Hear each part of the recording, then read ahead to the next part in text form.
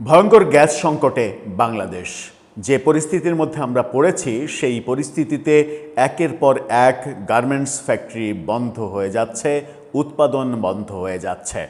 এই পরিস্থিতি মোকাবেলা করতে না পারলে যে অশনি সংকেত আমাদের জন্য অপেক্ষা করছে সেটা ভয়ঙ্কর। আমরা পাম্পে গ্যাসের নেয়ার জন্য যে লাইন দেখছি, সিএনজি অটোরিকশা, প্রাইভেট কার, বাস, বিভিন্ন যানবাহনের যে লাইন, সেই লাইন ভয়ঙ্কর। এবং রাজধানীতে গণপরিবহন কমে গেছে এই গ্যাস সংকটের কারণে। এরকম বাস্তবতা, এগুলোও জাতির জন্য খুব বেশি ক্ষতির কারণ হবে না যদি দীর্ঘমেয়াদী না হয়। কিন্তু যদি একের পর এক কারখানা বন্ধ হয়, যে খবরটা বারবার আসছে, আমরা দেখলাম 2-3 দিন আগে একটা গ্রুপ অফ কোম্পানির পুরো সমস্ত কারখানা বন্ধ হয়ে গেছে, এরকম খবর সমস্ত গণমাধ্যমে হওয়ার পরে আবার বলা হলো যে না, এটা ঠিক খবর না। কিন্তু এবার যেটা সামনে আসছে সেই বাস্তবতা ভয়ঙ্কর। চলুন অন্তত দুটো গণমাধ্যমের খবর বিশ্লেষণ করে বোঝার চেষ্টা করি যে দুটো শহরে কতগুলো এই গার্মেন্টস কারখানা বন্ধ হয়ে গেল, কি অপেক্ষা করছে আমাদের জন্য, কি বলছেন সংশ্লিষ্ট মন্ত্রণালয়ের মন্ত্রী। থাকবেন পলিটিক্স টিভির নিয়মিত আয়োজনে।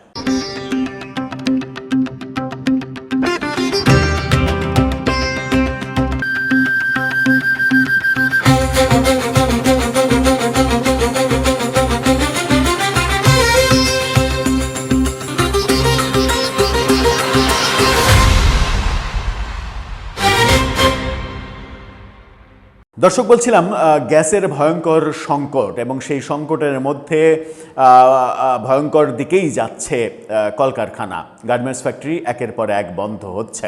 আমরা পরপর দুটো শিরোনাম চলুন দেখে নিই। ইন্ডিপেন্ডেন্ট টেলিভিশনের এটা দেখে নিন, সেখানে বলা হচ্ছে গ্যাস সংকটে চট্টগ্রাম ইপিজেডের প্যাসিফিক জিন্স গ্রুপের 9 কারখানা বন্ধ। 9টা কারখানা বন্ধ করা হয়েছে একই সাথে। এই শিরোনামটা দেখে নিন, কালবেলার শিরোনাম। তারা বলছে গ্যাস সংকটে গাজীপুরের 20% কারখানা বন্ধ, উৎপাদন ও রপ্তানিতে শঙ্কা। গাজীপুরের 20% কারখানা বন্ধ হয়ে গেছে। আপনি চিন্তা করতে পারছেন? যদি 1000 কারখানা থাকে তাহলে 200 কারখানা বন্ধ হয়ে গেছে। 200 কারখানা বন্ধ হয়ে গেছে যদি 1000 কারখানা থাকে। 20% কারখানা বন্ধ, অথচ এই ব্যাপারে সরকারের কোনো ধরনের কোনো ভ্রুক্ষেপ আছে বলে মনে হচ্ছে না। আমরা শুধু একটা গ্রুপের, প্যাসিফিক জিন্স গ্রুপের খবরটাই আমরা জানি, তাহলে বুঝতে পারবো যে কি ভয়ঙ্কর দিকে আমরা যাচ্ছি। এখানে বলা হচ্ছে, ইন্ডিপেন্ডেন্ট টেলিভিশন যেটা বলছে সেটা হচ্ছে যে গ্যাস সংকটে দেশের অন্যতম বৃহৎ রপ্তানিকারক প্রতিষ্ঠান চট্টগ্রাম ইপিজেডে প্যাসিফিক জিন্স গ্রুপের 9টি কারখানায় ছুটি ঘোষণা করা হয়েছে। গ্যাস নেই, উৎপাদন নেই, ছুটি দিয়ে দেওয়া হয়েছে। কি করবে ওরা? এসে কাজ নাই। প্যাসিফিক জিন্স গ্রুপের মহাব্যবস্থাপক আনোয়ারুল ইসলাম স্বাক্ষরিত এক সংবাদ বিজ্ঞপ্তিতে এই তথ্য নিশ্চিত করা হয়েছে। বিজ্ঞপ্তিতে বলা হয়, চট্টগ্রাম প্রক্রিয়াজাতকরণ অঞ্চল অর্থাৎ সিইপিজেড তীব্র বিদ্যুৎ ও গ্যাস সংকটের কারণে কারখানার সুইং, ওয়াশিং সহ সকল বিভাগের উৎপাদন কার্যক্রম মারাত্মকভাবে ব্যাহত হচ্ছে। এমত অবস্থায় কারখানার স্বাভাবিক উৎপাদন কার্যক্রম পরিচালনা করা অসম্ভব বিধায় 5 আগস্ট থেকে 7 আগস্ট পর্যন্ত কারখানার উৎপাদন সহ সমস্ত কার্যক্রম বন্ধ করে দেওয়া হয়েছে। এরপরেও সমাধান হবে কিনা জানি না। সংশ্লিষ্ট মানব সম্পদ ও প্রশাসন বিভাগকে এ ব্যাপারে প্রয়োজনীয় ব্যবস্থা গ্রহণ করার নির্দেশ দেওয়া হয়েছে বলেও জানানো হয়েছে। এই ঘটনা যখন চট্টগ্রাম থেকে আমরা দেখছি, প্যাসিফিক জিন্স গ্রুপের 9 কারখানা ছুটি দেওয়া হয়েছে যেহেতু গ্যাস নেই, বিদ্যুৎ নেই, সেই কারণে। অন্যদিকে গাজীপুরে, কালবেলা বলছে গাজীপুরের 20% কারখানা বন্ধ হয়ে গেছে শুধুমাত্র গ্যাস সংকটের কারণে।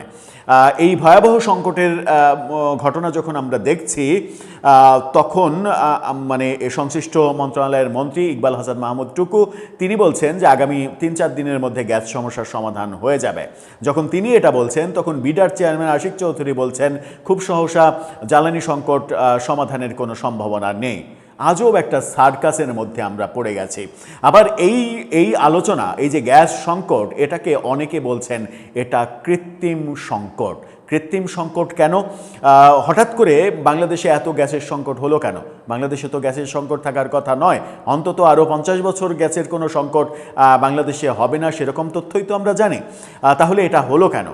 অনেকে দুষ্টু লোকেরা, যারা একটু দুষ্টুপনা করতে ভালোবাসেন, সেই দুষ্টু লোকেরা বলছেন যে পরিকল্পিতভাবে গ্যাসের উৎপাদন কমিয়ে দেওয়া হয়েছে, বন্ধ করে দেওয়া হয়েছে, এবং গ্যাসের উৎপাদন বন্ধ করে দিতে এটা একটা বিদেশি সর্বোচ্চ প্রভাবশালী একটা রাষ্ট্রের একটা মানে প্রভাব আছে, তাদের সিদ্ধান্ত এক অর্থে বাস্তবায়ন করা হচ্ছে, যেন বাংলাদেশ গ্যাসে যে স্বয়ংসম্পূর্ণতা রয়েছে বাংলাদেশের, সেটা না থাকে। বাংলাদেশ যেন গ্যাস সহ জ্বালানিতে পুরোপুরি আমদানি নির্ভর হয়ে যায়। এই যে আলোচনা, এই আলোচনা দেশের অর্থনীতি, শিল্প কারখানার ব্যাপারে তো অশনি সংকেত বটে, দেশের সার্বভৌমত্বের জন্য অশনি সংকেত, যদি এর বিন্দুমাত্র সত্যতার কোনো ব্যাপার থেকে থাকে। আশা করব যে এটা স্রেফ গুজব, এখানে কোনো সত্যের বিন্দুমাত্র কিছু নেই, এগুলো মিথ্যা, এবং এই মিথ্যা মেনে নিয়ে আমরা চাইব যে সরকার দ্রুত এই সংকট মোকাবেলা করে স্বাভাবিক অবস্থা ফিরিয়ে আনুক। কারণ বাংলাদেশে কোনোভাবে গ্যাসের সংকট আছে, আগামী 50 বছর আমরা গ্যাসের সংকটের মধ্যে পড়ব, এরকম কোনো বাস্তবতা আমরা এর আগে কল্পনাতেও ভাবিনি কিংবা স্বপ্নেও দেখিনি। বাস্তবতা তো অনেক দূরের কথা। দর্শক, আপনার মন্তব্য জানিয়ে এই ব্যাপারে লিখতে পারেন আমাদের কমেন্ট বক্সে।